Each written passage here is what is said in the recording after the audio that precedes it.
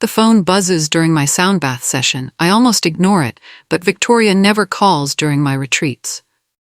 The meditation instructor gives me a disapproving look as I step outside.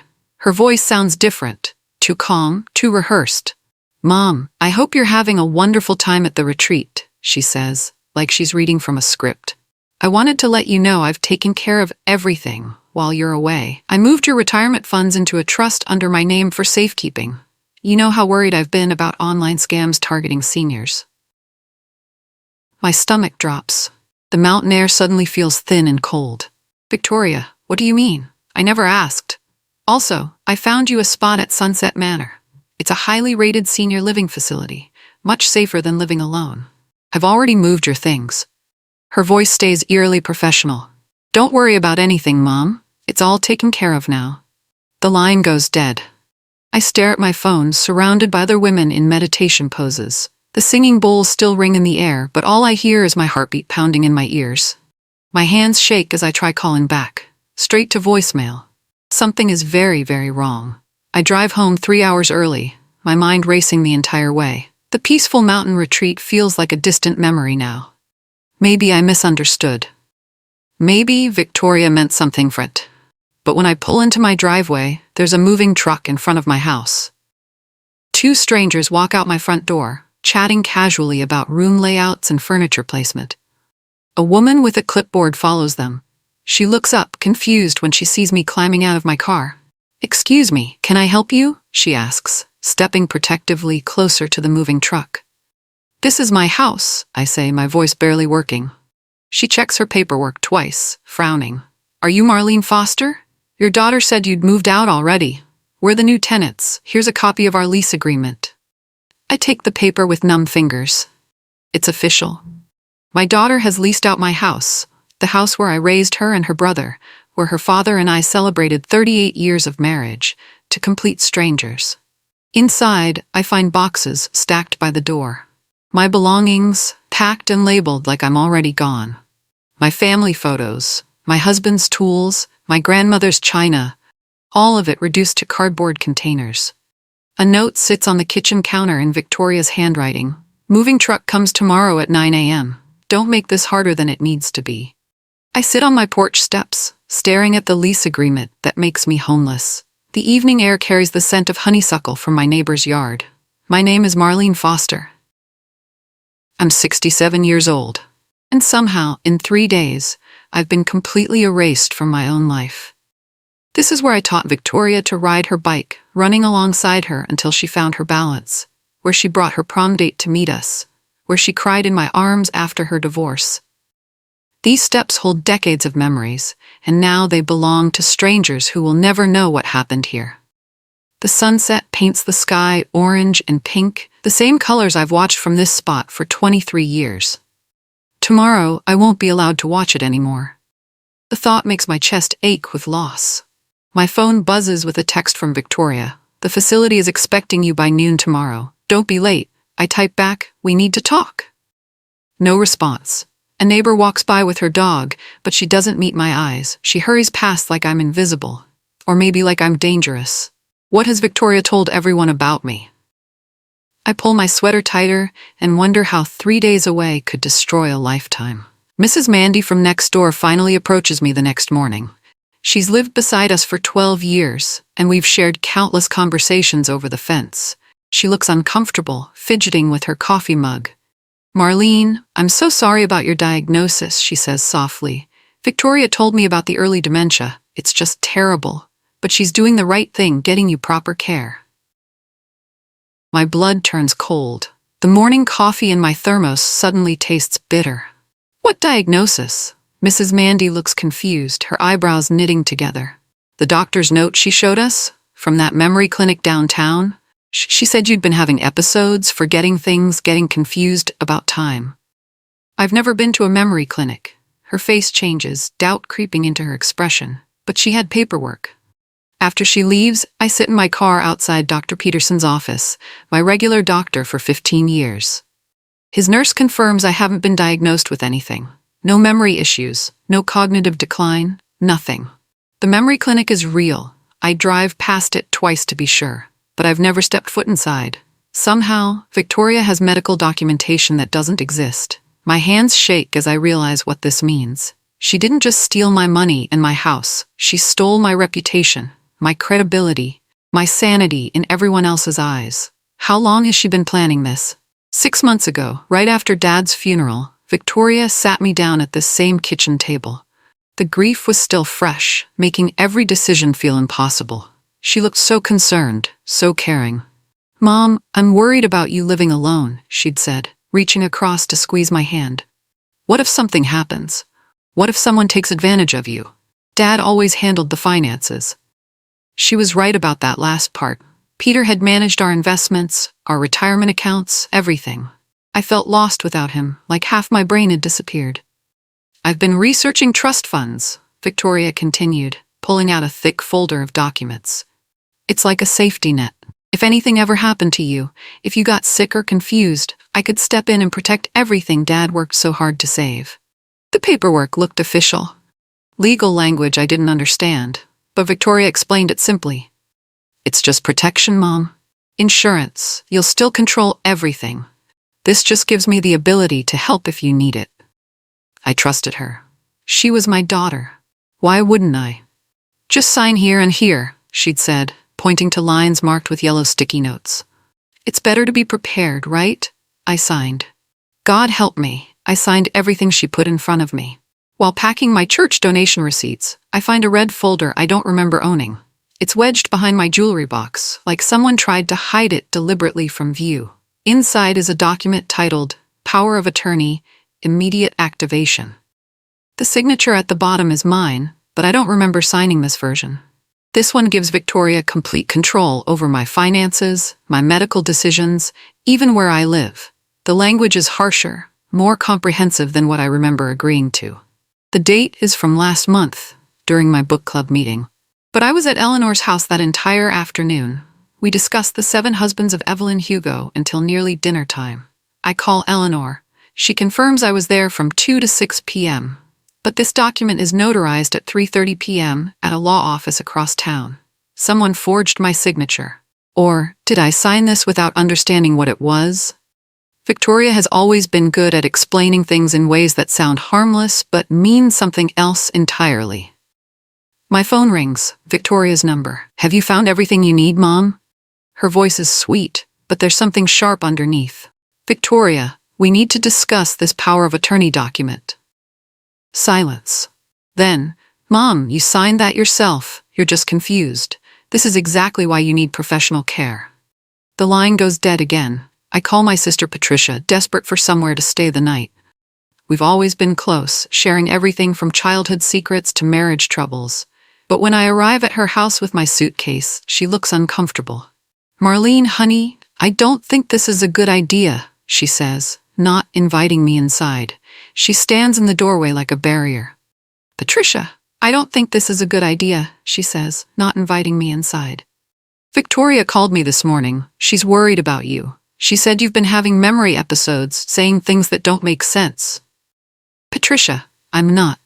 She said you might try to come here, that you'd be confused and upset about the changes. She asked me to call her if you showed up." Patricia's voice wavers with uncertainty. "My own sister won't let me in her house. Victoria has poisoned everyone against me, painted me as a confused old woman who can't be trusted. I'll call a hotel," I say, my voice cracking with betrayal. "Oh, sweetheart, you can't drive at night in your condition. Let me call Victoria to come get you." I leave before she can make that call. But as I drive away, I see her on her phone through the window, probably already dialing Victoria's number. At the budget motel on Highway 9, I pay cash and use a fake name. The clerk doesn't ask questions. In the thin-walled room, I lie awake wondering how many people Victoria has called, how many lies she's told. Who else will turn me away? The next morning, there's a knock at my motel door. My heart races. Has Victoria found me? Did Patricia betray my location? I peer through the peephole cautiously. But it's Sue, my niece. Patricia's daughter, barely 30 years old, with kind eyes and a determined expression that reminds me of Patricia before life wore her down. "Aunt Marlene, I've been looking everywhere for you." She hugs me tight, and I nearly sob with relief. "Mom told me what happened, But I don't believe a word, Victoria said. You're the sharpest person I know. Relief floods through me. Someone believes me. Someone sees through Victoria's lies. I'm a paralegal downtown, Sue continues, settling onto the motel room's single chair. I've seen cases like this before. Elder financial abuse is more common than people think, and what Victoria did, it's not just wrong, it's illegal. We sit on the motel bed while Sue examines the documents I've collected. Her face grows darker with each page, her professional training kicking in. This is sophisticated, she mutters. She's been planning this for months, maybe longer. But Aunt Marlene, she made mistakes. Big ones. For the first time in days, I feel hope flickering in my chest.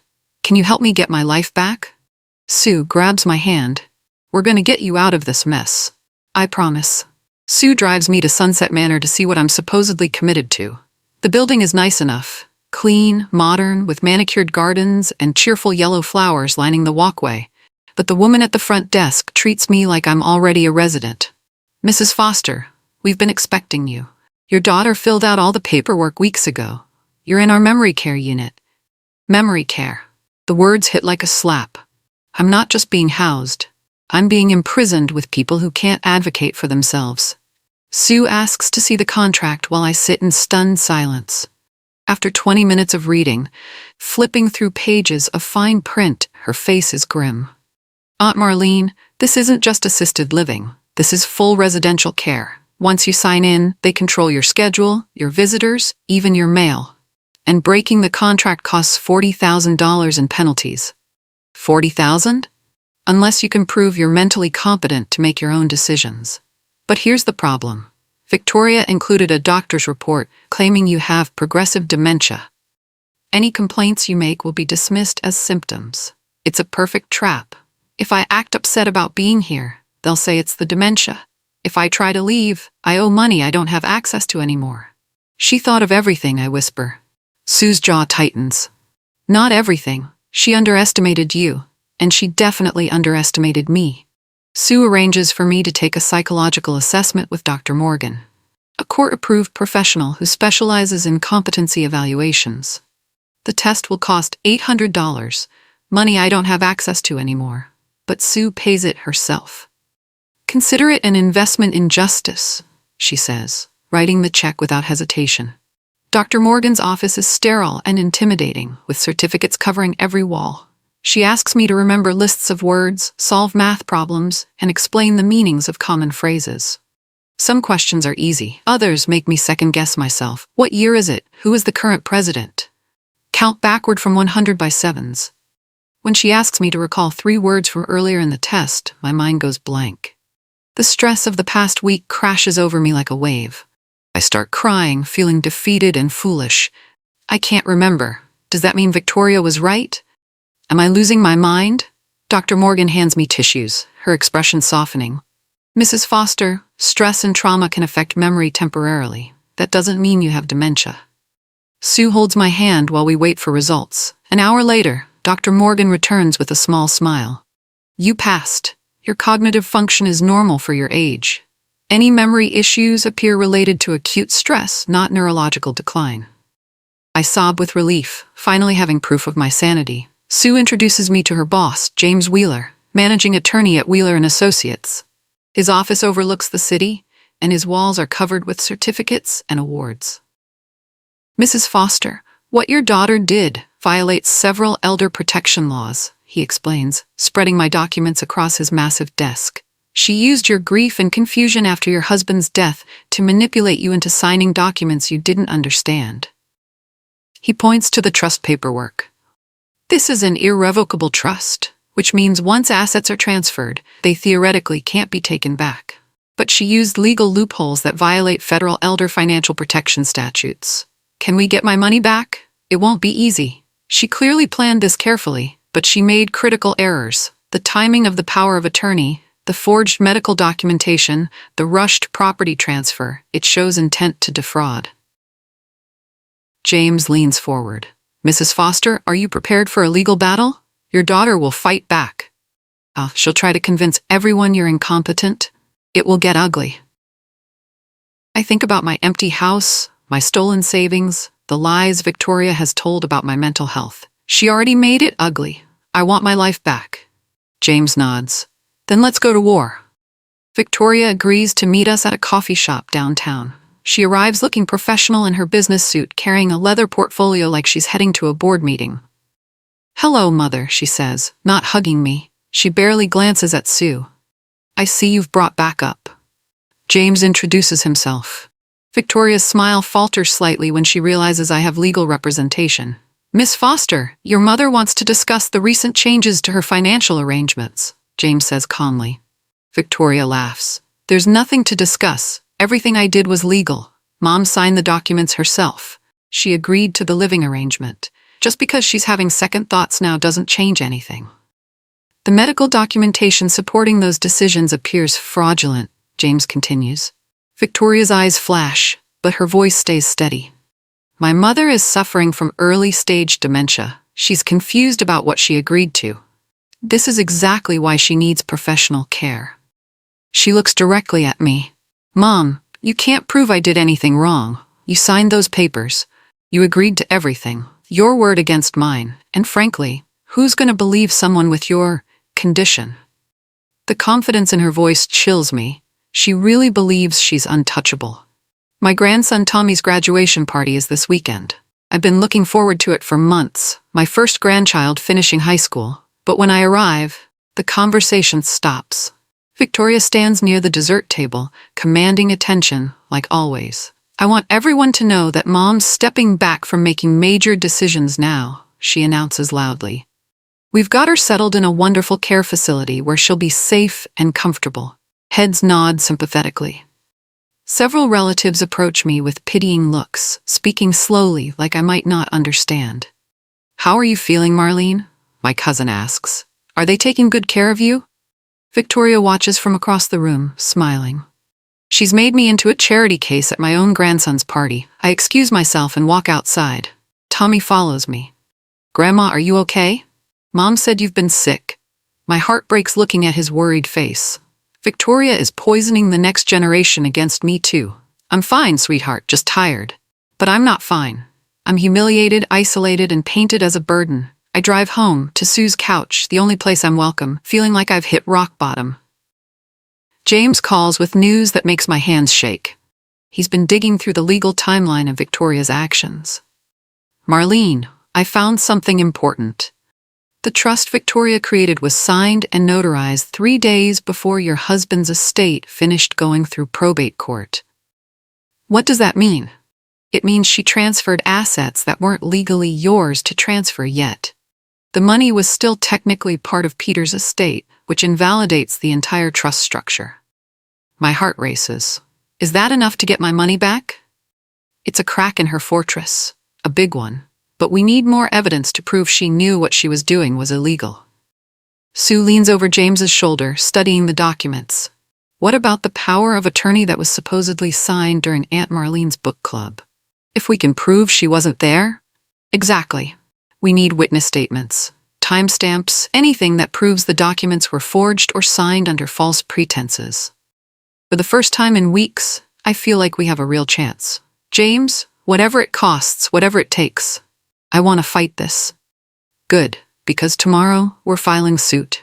The courthouse steps feel huge and intimidating, but Sue holds my arm as we climb them. James carries a briefcase full of evidence. Bank records, medical evaluations, witness statements. We're filing a petition to revoke the trust and restore your financial autonomy, he explains. We're also requesting immediate access to your funds for living expenses. The paperwork is thick and full of legal language, but the basic message is simple. I want my life back. Within hours, Victoria receives official court documents. Her response comes through her own lawyer, a sharp-suited man who looks like he charges $500 an hour. Mrs. Foster's claims are baseless and motivated by confusion related to her diagnosed cognitive decline. His letter states, my client acted in good faith to protect her mother's assets and ensure her safety. The legal gloves are off now. This is really happening. That evening, Victoria calls me directly for the first time in weeks. Mom, you're making a mistake. Drop this lawsuit and we can work something out. Keep pushing, and I'll have to present evidence of your mental decline to the court. Is that really what you want? Bring your evidence, I say. I'll bring mine. She hangs up without another word. My son Michael calls that night. Victoria's younger brother, who's always stayed out of family drama. His voice is strained. Mom, I need to tell you something. Victoria showed me bank statements from Dad's accounts. She's been taking money for years, even while Dad was alive. My stomach drops. What kind of money? Small amounts at first. A few hundred here and there, labeled as emergency family assistance. But in the last 2 years, it was thousands per month. Dad probably never noticed because his pension covered everything. Peter had always handled the finances. He wouldn't have questioned helping our daughter. Michael, why didn't you tell me sooner? I thought maybe Dad had agreed to it. But now, seeing what she did to you, I'm sorry, Mom, I should have spoken up. Michael agrees to testify about the financial records he's seen. Having my son on my side feels like getting a piece of my family back. She went too far this time. He says, I won't let her destroy you. Sue spends her evenings digging through financial records, building our case piece by piece. What she finds makes me sick. Aunt Marlene, Victoria has been systematically draining your accounts for 3 years. Look at this. Monthly withdrawals of $2,000, labeled as caregiver assistance. But you weren't using any caregiver services. The statements show a clear pattern. Each withdrawal was small enough not to trigger bank alerts, but together they add up to over $70,000. She knew exactly what she was doing, Sue continues. These weren't impulsive decisions. This was calculated theft. We find more evidence. Credit cards opened in my name that I never applied for. Utility bills for a vacation rental I never owned. Even a car loan for a vehicle I've never seen. Victoria hadn't just stolen my retirement funds. She'd been using my identity for years. How did I not notice? I ask, feeling foolish. Because you trusted her, Sue says gently, and because she was careful to hide it. Dad's pension covered most expenses, so you wouldn't have noticed the missing money. James reviews everything and nods grimly. This changes everything. We're not just talking about a bad decision anymore. This is wire fraud, identity theft, and elder abuse. Victoria tries one last desperate move. According to James, she contacts the probate judge directly, requesting a private meeting to discuss my deteriorating mental state. It backfires spectacularly. Judge Harrison calls James immediately. Mr. Wheeler, I need to inform you that the opposing party attempted to contact me ex parte regarding your case. This is highly irregular and unethical behavior. Ex parte means discussing a case with the judge when the other side isn't present, something that's strictly forbidden. What did she say? James asks. She claimed her mother was becoming increasingly paranoid and delusional, and that this lawsuit was evidence of her declining mental capacity. She suggested I should dismiss the case for Mrs. Foster's own good. James's eyes light up.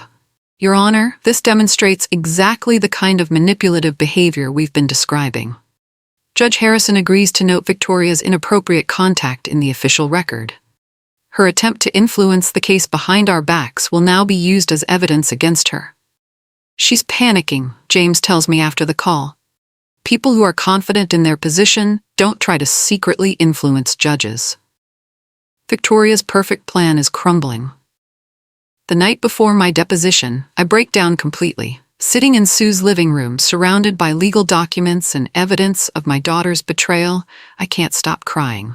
Maybe she's right, I sob. Maybe I am too old for this. Maybe I should just accept what happened and try to move on. Sue sits beside me, handing me tissues. That's exactly what she wants you to think. That you're powerless, that you deserve this. But what if I can't do it? What if I get confused tomorrow? Or forget important details? What if the judge thinks I'm just a confused old woman? Then we'll handle it together. But Aunt Marlene, you're not confused. You're not weak. You're a woman who raised 2 children, built a 40-year marriage, and survived losing the love of your life. Victoria counted on you being too broken to fight back. Sue grabs my hands. Show her she was wrong. I spend the night reviewing my timeline, my documents, my evidence. By morning, my resolve is stronger than ever. Victoria stole my money, my house, and my reputation. But she hasn't stolen my voice. The courtroom fills with an unexpected witness. Thomas Bradley, our former financial advisor, approaches James with a guilty expression. I need to testify, he says quietly. I can't live with what I helped her do. Thomas explains that Victoria had pressured him for months to hide account balances from me. She claimed I was becoming forgetful and might make poor financial decisions if I knew how much money we had. She convinced me it was for Mrs. Foster's own good, he tells the judge. But then she started asking me to move larger amounts without her mother's knowledge. When I refused, she threatened to report me for elder financial abuse if I told Mrs. Foster what was happening. His testimony is devastating. Victoria had not only stolen from me, she'd manipulated a licensed financial professional into helping her do it. She told me Mrs. Foster had been diagnosed with dementia, Thomas continues. She showed me medical documents. I believed her. Judge Harrison asks to see those documents. Thomas provides copies, the same fake medical reports Victoria had used to convince my neighbors and family. Mr. Bradley, are you aware that Mrs. Foster has never been diagnosed with any cognitive impairment? Thomas looks stunned. No, Your Honor. She lied to me too. My turn to testify.